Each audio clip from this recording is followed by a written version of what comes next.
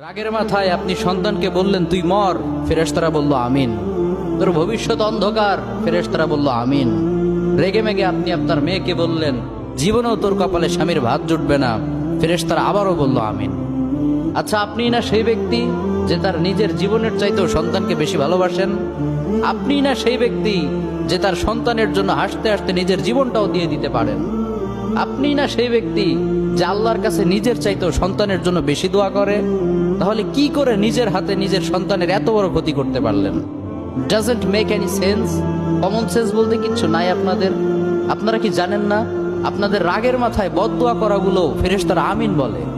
দাওয়াতুল ওয়ালিদ আলা ওয়ালাদি, বাবা মা তার সন্তানের জন্য যেই দোয়া করে সেটা ভালো হোক কিংবা বদদোয়া হোক, আল্লাহ সেটাই কবুল করে নেয়।